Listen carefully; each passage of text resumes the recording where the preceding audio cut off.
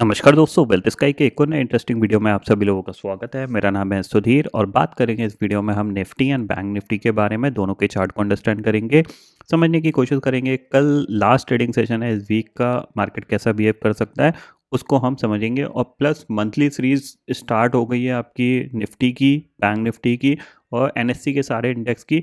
और मंथली नहीं, ये ऑलमोस्ट ईयरली सीरीज़ है, क्योंकि ये निफ्टी के ईयरली ऑप्शन बहुत सारे लोग सेल करते हैं। मतलब जो इंस्टीट्यूशनल होते हैं, F I I D I, वो बहुत सारे लोग सेलिंग करते हैं ईयरली ऑप्शंस की। तो उसकी भी एक इम्पॉर्टेंट एक्सपायरी रहेगी। कहाँ पे हो सकती है, इसको हम अंडरस्टैंड करने की कोशिश करेंगे। तो वीडियो को स्टार्ट करते हैं। सबसे पहले अगर हम बात करें तो लास्ट दो ट्रेडिंग सेशन से मार्केट क्या कर रहा है। मार्केट ऊपर जाने की कोशिश तो कर रहा है, but end of the day जाके डे लो के आसपास जाके क्लोज करता है। जैसा कि आपको लास्ट ट्रेडिंग सेशन में पता है कि ऑलमोस्ट डे लो पे जाके इसने क्लोजिंग दी है। ठीक है, तो जाहिर सी बात है, एक चैनल बना हुआ है, चैनल का ब्रेकआउट ब्रेकडाउन दोनों के केस में मार्केट एक अच्छा मूवमेंट कर सकता है। ठीक है, तो यहाँ पे आप देख सकते हो ये चैनल है, इससे बाहर निकलेगा तो फिर नीचे की तरफ आपको ये पूरा गैप फिल होता हुआ दिखाई देगा, जो कि 25,980 के करीब तक का बना हुआ है। अगर आप देखोगे यहाँ पे आप देखोगे तो ये गैप का ऑलमोस्ट जो पॉइंट है वो करीब 25,950 का ये मान के चल सकते हो। और फिर अगर ये इसको फिल करने आएगा तो फिर चांसेस वेरी हाई ये 25,900 तक बहुत इजीली चला जाएगा। ठीक है, ये एक इंपॉर्टेंट चीज़ है जो मैं आपको पिछले ऑलमोस्ट 2-3 दिन से भी बता रहा हूँ कि मार्केट ने गैप क्रिएट कर रखे हैं और ये गैप को बिना फिल किए मार्केट ऊपर जा नहीं सकता। क्योंकि अल्टीमेटली ये जो गैप्स हैं ना, ये कहीं न कहीं जो सेलर्स होते हैं उनको दिखते हैं और उनके लिए एक बहुत ईज़ी टारगेट मिलता है यहाँ पे।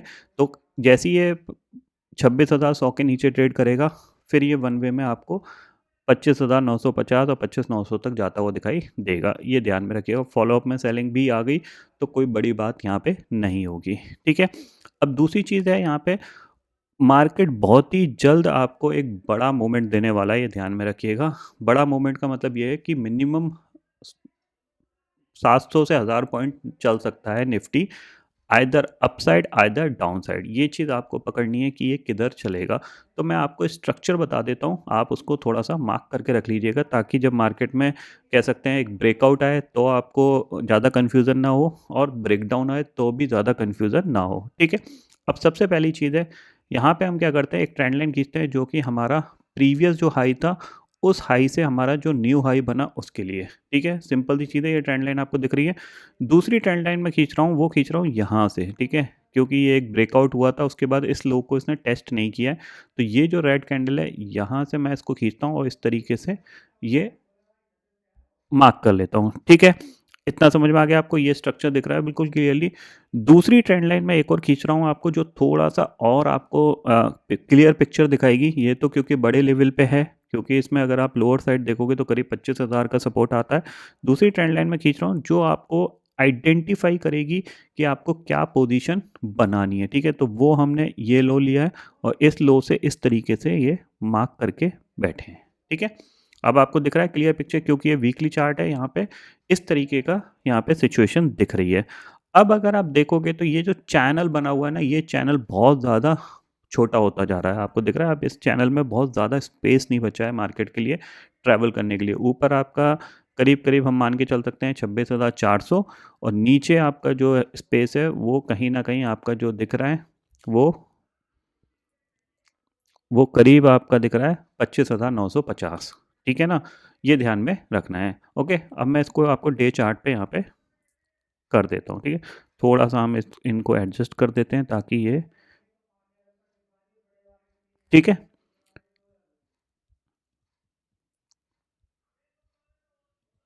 ठीक है, ये सिचुएशन आपको दिख रही है यहाँ पे। अब आप सिंपल सी चीज़ है, आपको अगर मूवमेंट पकड़ना है, आप चाहते हो एक बड़ा मूवमेंट मिले, तो ये जो चैनल है ना, इसका सिंपल सी चीज़ है, या तो ब्रेकडाउन पे आपको एक मूवमेंट मिलने वाला है या फिर ब्रेकआउट पे मूवमेंट मिलने वाला है। ठीक है? अब आपको ये प्रिडिक्ट करना है कि ये ब्रेक डाउन करेगा या ब्रेकआउट करेगा, ये आपके ऊपर डिपेंड करता है। ठीक है? जैसे अगर मैं अपना पर्सनली बोलूँ तो मैं इसको ब्रेक डाउन के लिए प्ले करने वाला हूँ। ठीक है? क्यों? क्योंकि ज़ाहिर-सी बात है, अब आपको पता है कि ऑलमोस्ट दिसंबर सीरीज़ खत्म हो जाएगी, उसके बाद हम जनवरी सीरीज़ में जाएँगे, और जनवरी सीरीज़ में बिकॉज़ ऑफ बजट एक मोस्ट इम्पोर्टेंट इवेंट होता है। अगर हम देखें साल के पॉइंट ऑफ व्यू से, तो उसमें पहले एक बार सेलिंग आती है मार्केट में, उसके बाद मार्केट ऊपर की तरफ जाता है अगर सब कुछ ओके रहा, अगर बजट में कुछ नेगेटिव हो गया तो फिर अलग कहानी है, बट पहले एक बार सेलिंग आती है तो मैं इसको सेलिंग साइड पे प्ले करना पसंद करूँगा। बाकी आपकी चॉइस है, आप कहीं पे भी कर सकते हो, मैंने आपको चैनल बता दिया है, इस चैनल पे आपको थोड़ा-सा नज़र रखना है, ठीक है? दूसरी चीज़ क्या है कि बहुत सारे लोगों को थोड़ा-सा कन्फ्यूज़न होता है कि जैसे मार्केट अभी अप ट्रेंड में है, ठीक है? मार्केट अगर आप देखोगे, यहाँ से मैंने आपको प्राइस एक्शन चेंज करना बताया था कि यहाँ से मार्केट का प्राइस एक्शन चेंज हो गया है, तो मार्केट क्या कर रहा है, अब हायर हाई, हायर लो का फॉर्मेशन बना के बैठा है। स्टिल बना के बैठा है, ठीक है ना? बट अगर आप देखोगे तो यहाँ पे मोमेंटम मिस हो रहा है, मतलब ये वही वाली बात हो गई कि जब आप एक बॉल को उछालते हो, आपने एक बॉल को उछाला, जब वो नीचे गिरती है तो आपको उतना ही स्विंग ऊपर की तरफ मिलता है, ठीक है? फिर वो दोबारा नीचे आती है, फिर उसका स्विंग कम कम हो जाता है।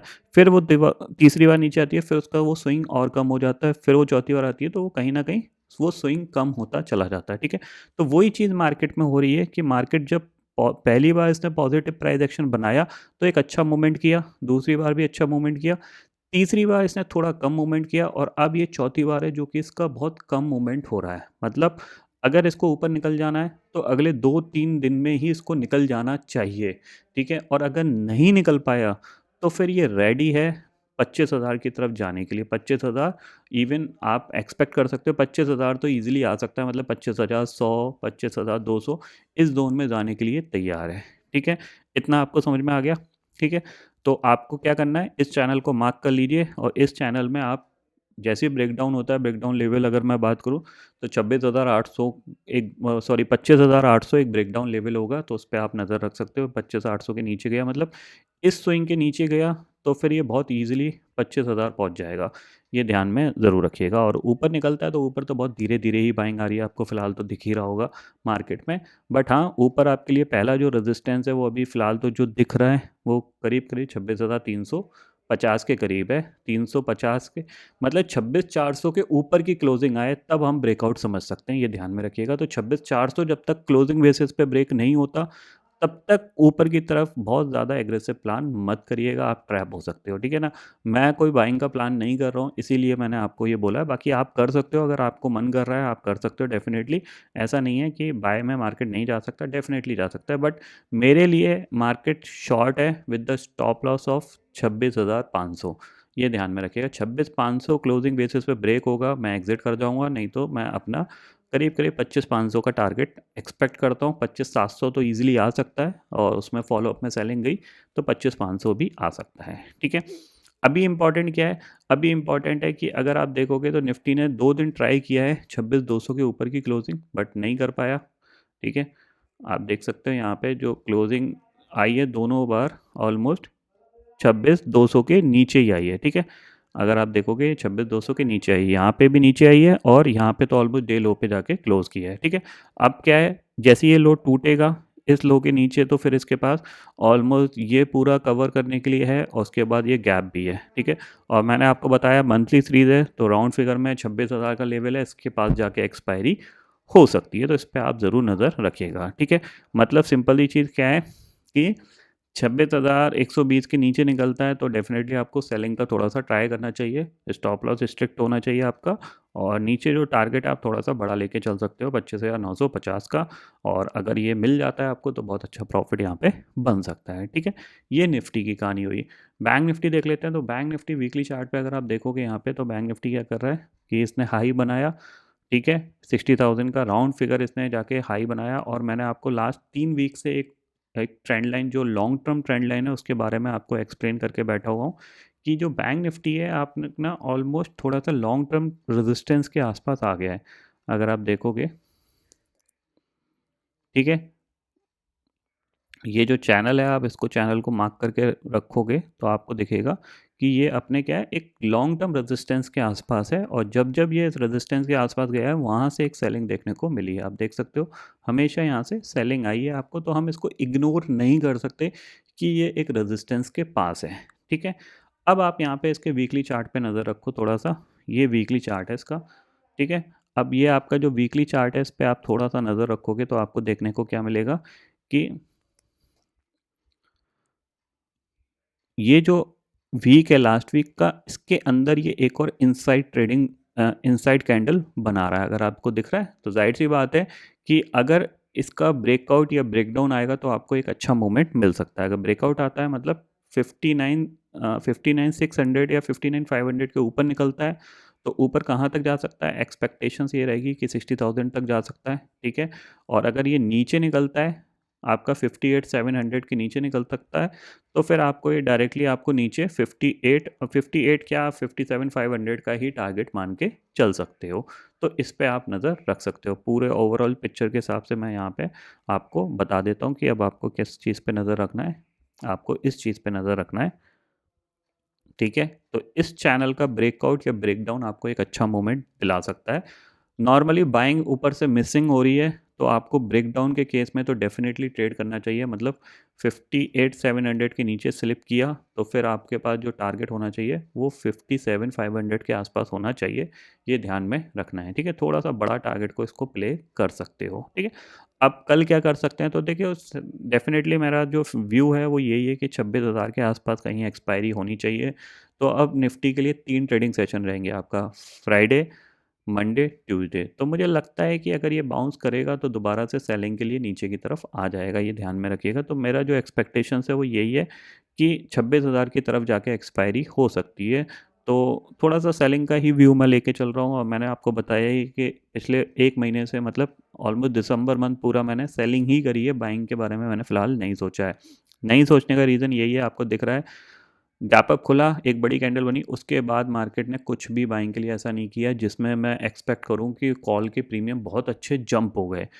ऐसा बिल्कुल भी नहीं हुआ है। इवन इंट्राडे में भी जो बाइंग आई है ना उसमें भी कॉल के प्रीमियम कुछ ज़्यादा जंप नहीं हुए हैं। सिर्फ एक्सपायरी वाले दिन आप एक्सपेक्ट कर सकते हो कि थोड़ा बहुत प्रीमियम जंप हुआ था, नॉर्मल डेज में बिल्कुल नहीं हुआ है, ठीक है। तो अब मैंने आपको पूरा स्ट्रक्चर बता दिया है निफ्टी बैंक निफ्टी का, आप इसको फॉलो कर सकते हो और अगर आपको अच्छा लगता है तो डेफिनेटली आप इसको यूटिलाइज कर सकते हो। स्ट्रक्चर पूरा मैंने आपको बना के दिखा भी दिया है, ठीक है। सारी चीज़ें हैं क्लियरली, आप इसको मैं एक बार दोबारा से यहाँ पे, ठीक है, ये इस तरीके का स्ट्रक्चर बना हुआ है। आपको इस स्ट्रक्चर पे नज़र रखना चाहिए। अगर ये प्राइस एक्शन वैलिड रहना है, मतलब जैसा कि वीकली चार्ट पे ये क्या है आपका पॉजिटिव प्राइस एक्शन बना हुआ है, तो इसको बहुत ही जल्द इस हाई को एक नए हाई में कन्वर्ट करना चाहिए। और अगर कन्वर्ट नहीं हुआ और इसने फिर नीचे की तरफ ब्रेकडाउन दिया तो फिर ये प्राइस एक्शन क्या होगा वीकली चार्ट पे, नेगेटिव बन जाएगा। फिर आपको पता ही है फिर उसको पॉजिटिव आने में टाइम लगता है। और मैंने आपको जो बॉल स्विंग वाली स्ट्रेटजी से आपको बता ही दिया है कि क्या हो रहा है मार्केट में, तो वो चीज़ आप थोड़ा सा ध्यान में रखिएगा, ठीक है। तो कल के लिए यही है कि थोड़ा सा नेगेटिव ही प्लान करने वाला हूँ। हो सकता है मार्केट साइडवेज चला जाए क्योंकि क्रिसमस हॉलीडे और न्यू ईयर हॉलीडे की वजह से वॉल्यूम बहुत कम है मार्केट में। बस एल्गो ही कुछ ना कुछ कर रही हैं जो आपको यहाँ पे क्लियरली दिखा रही हैं, जो इंडिकेट कर रही हैं। बट हाँ, चांसेस वेरी हाई कि अब मंडे के ट्रेडिंग सेशन में हो सकता है ये नीचे चला जाए, कल हो सकता है यहीं साइडवेज कर जाए। बट अगर आप रिस्क ले सकते हो तो यहाँ पे आपको क्या करना चाहिए, यहाँ पे 26,100 की पुट लेके बैठ जाओ। अगर चला गया तो डबल का टारगेट आपको मिल जाएगा, नहीं मिल गया तो फिर आपका ये 55 पॉइंट का आपका लॉस है। चाहो तो आप 20 रुपये का इसमें स्टॉप लॉस डाल लो, 30 पॉइंट का आपका रिस्क हो गया, 50 से 60 पॉइंट का आपका टारगेट मिल जाएगा। हो सकता है फॉलोअप में नीचे गया तो फिर आपको थोड़ा बड़ा टारगेट भी मिल सकता है, नहीं तो आपको आप 30 पॉइंट का लॉस यहाँ पे झेल सकते हो, ठीक है ना। तो इस पॉइंट ऑफ व्यू से आप ट्रेड कर सकते हो। बाकी देखते हैं मार्केट क्या कर सकता है। तो उसके लिए इंपॉर्टेंट है कि आप स्टॉप लॉस लगा के रखिएगा और कोई भी मोमेंटम आता है तो वो आपको थोड़ा सा आपको फास्ट भी मिल सकता है, ये ध्यान में रखना है, ठीक है ना। तो इसके नीचे अगर ये ट्रेड करना स्टार्ट करेगा 26,100 के नीचे तो फिर ये धीरे धीरे ये 26,050 और फिर 26,000 की तरफ बढ़ने की कोशिश करेगा। अब ये जो पूरी ओवरऑल कहानी मैंने आपको बताई है ना, ये कहानी पूरे जनवरी मंथ के लिए वैलिड है, ये ध्यान में रखिएगा। क्योंकि प्राइस एक्शन के तौर पे जो चैनल है वो बहुत छोटा होता जा रहा है, तो कहीं ना कहीं अब मार्केट को एक बड़ा मूवमेंट करना है। दूसरी चीज़ है, इंडिया विक्स देखोगे तो इंडिया विक्स सबसे लोएस्ट पॉइंट पे है। तो आपको पता ही है कि विक्स कब जंप करता है, विक्स दो ही कंडीशन में जंप करता है, जब मार्केट बहुत तेज़ी से या तो ऊपर चला जाए, ठीक है, ताकि कॉल राइटर्स को डर लगे, या फिर बहुत तेज़ी से नीचे आ जाए, ठीक है ना, मतलब तभी विक्स जंप करता है। तो जाहिर सी बात है जब ऊपर जाता है तो फिर एक ही बंदे को डर लगता है, वो होता है कॉल राइटर। लेकिन जब नीचे आता है ना तो सबको डर लगता है, मतलब इन्वेस्टर को भी डर लगता है, ठीक है, पुट राइटर को भी डर लगता है यहाँ पे, जिन्होंने फ्यूचर वगैरह बाय कर रखा है उनको भी डर लगता है, और जो शॉर्ट टर्म ट्रेडिंग करते हैं उनको भी डर लगता है, क्योंकि जब नीचे आता है तो स्टॉक भी क्रैश होते हैं, सब पे है, क्योंकि ऊपर जाता है तो किसी को ज़्यादा फर्क नहीं पड़ता। और इंडियन मार्केट अंडर परफॉर्म इसलिए कर रहा है क्योंकि ग्लोबल मार्केट बहुत अच्छा काम कर रहे हैं, आपकी कमोडिटी बहुत अच्छा काम कर रही है, गोल्ड, सिल्वर, प्लेटिनियम, कुछ भी उठा के देख लो, सब रॉकेट बने हुए हैं, नैस्डैक, डाउ, सब अच्छा कर रहे हैं। तो जब दुनिया अच्छा कर रही है तो हम अंडर परफॉर्म करेंगे, जब दुनिया ख़राब कर रही थी तब हमने आउट परफॉर्म किया था।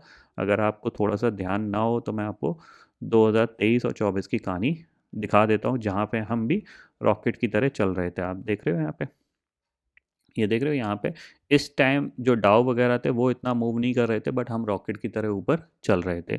सेम कंडीशन यहाँ पे है कि अभी ग्लोबल मार्केट अच्छा कर रहे हैं, गोल्ड अच्छा कर रहा है, सिल्वर अच्छा कर रहा है, तो वहाँ पे लोगों को अपॉर्चुनिटी ज़्यादा दिख रही है रादर देन हमारे मार्केट में। और हमारे मार्केट में तो बहुत सारी चीज़ें मैटर करती हैं, जैसे कॉस्टिंग बहुत ज़्यादा बढ़ा दी गई है हमारे मार्केट की, एसटीटी हो गया आपका, और टर्नओवर चार्जेस बहुत ज़्यादा बढ़ा दिए, प्लस इतने सारे रिस्ट्रिक्शंस लगा दिए मार्केट में। तो कहीं ना कहीं एफआईआईज़ को ये दिख रहा है कि हम पहले एग्जिट कर लेते हैं जो भी हमारा ब्रेक इवन आ रहा है, और हम अदर कंट्रीज़ में अभी वो अपॉर्चुनिटी फाइंड आउट कर रहे हैं, और उनकी सेल्फ कंट्री में अच्छा काम हो रहा है तो फिर वो दूसरी जगह क्यों पैसा लगाएंगे। तो इसीलिए आपको दिखेगा कि यहाँ पे आप एफआईआईज़ का अगर फिगर देखोगे तो बहुत ही कम बाइंग के फिगर हैं। आप देखो यहाँ से जुलाई, अगस्त, सितंबर, अक्टूबर, नवंबर, आपको यहाँ पे सेलिंग ही दिखाई देगी। ठीक है ना, मेन रीज़न यही है कि क्योंकि उनकी कंट्री अच्छा कर रही है तो वो डेफिनेटली वहाँ पे इन्वेस्ट करना पसंद कर रहे हैं। और बाकी गोल्ड सिल्वर अच्छा कर रहा है क्योंकि वो इंटरनेशनल एसेट हैं, तो उनमें उनको अच्छा प्रॉफिट मिल रहा है, तो डेफिनेटली वहाँ पे वो ट्राई करने की कोशिश कर रहे हैं। वो सबका है, एक ह्यूमन नेचर है भाई, जो चीज़ चलेगी लोग उसमें पैसा लगाएंगे, ना कि जो चीज़ रुकी हुई है उसमें पैसा लगाएंगे। तो ये सिंपल सी कहानी है, बाकी मार्केट है, कुछ भी कर सकता है, तो उसके लिए आप स्टॉप लॉस ज़रूर फॉलो करिएगा। इस चैनल पे आप नज़र रखो, इसके ब्रेकआउट या ब्रेकडाउन पे एक अच्छा मूवमेंट मार्केट कर सकता है, तो आपको डेफिनेटली ये अपॉर्चुनिटी मिल सकती है। ऊपर रेजिस्टेंस के तौर पे जो फिलहाल इमीडिएट रेजिस्टेंस दिख रहा है वो 26,330 से लेके 26,380 का है। स्ट्रॉन्ग ब्रेकआउट तभी मिलेगा जब हम 26,400 के ऊपर जाके क्लोज देंगे, तभी हम एक्सपेक्ट कर सकते हैं कि 26,700 800 का जोन आएगा।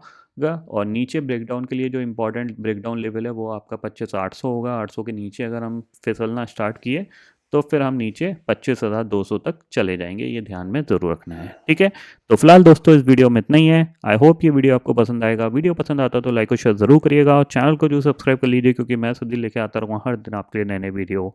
इसी के साथ शुक्रिया दोस्तों, जय हिंद।